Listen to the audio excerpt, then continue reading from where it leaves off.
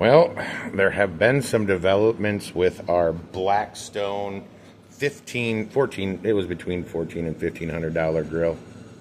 So today I got thrown an Er1 code, which we've had like one other time, but we just shut it down through the shutdown cycle and then turned it off and unplugged it for a little bit and went at it again. Well, right now you can see that I have the top temperature, which is what I have it set to 195.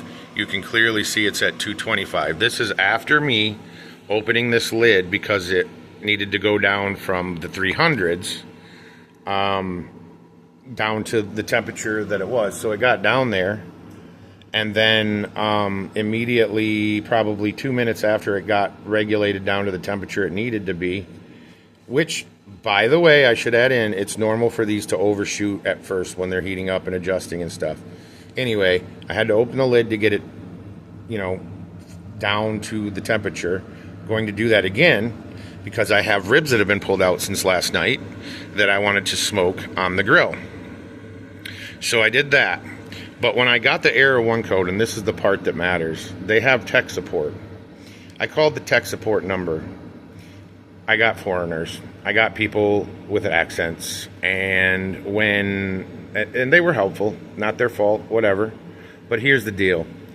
I was eventually told the second time that I called back that I'm not going to hear from actual Blackstone for 2 days.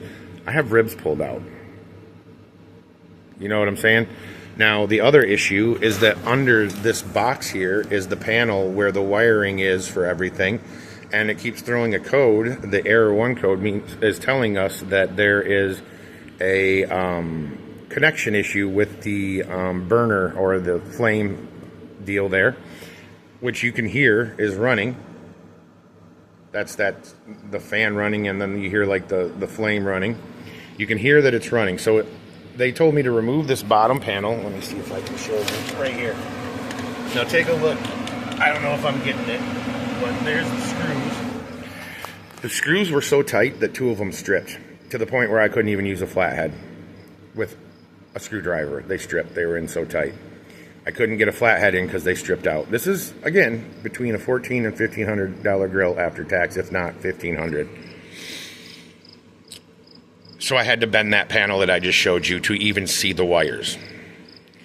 So what I thought might be a good grill is starting to prove to be maybe not the greatest grill, and I'm not very happy. Luckily, there's a warranty, and we'll see how that goes. I'm going to keep messing with it today and see if I can't get it to cook, at least smoke the ribs and cook the ribs and so on. But I kind of take back all the good stuff I said in yesterday's video because here's another thing. Tech support sent me, the second person sent me an email. I don't know what it says, but it has a PDF attached to it. But Blackstone's own email says not to open anything that these people send you because they're not from within Blackstone's organization. Yeah, not very professional, kind of shady, not very happy. I see the temp is starting to drop a little, so maybe it's regulating itself a little better. I don't know. See, it just hovers and then goes back. But there's also the factor that it's pretty warm and sunny out on the backside. You got to do this with an open area. So I don't know if that's affecting it as well. So I don't really know, guys. I'm new to this whole thing. But I can tell you this, tech support for Blackstone, not great. Especially when their own emails are telling you that you shouldn't even open the stuff that their tech support is sending you. And then the 2-day wait. I mean, when people turn a grill on, it's because they have food, which costs money, out to use. Ribs, not exactly something I want to cook indoors on a hot day. Anyway, guys, I just figured I'd give you that update. Something to know if you decide you want to buy one of these. These are things you should probably know. I'm going to hashtag Blackstone and see if I get their attention.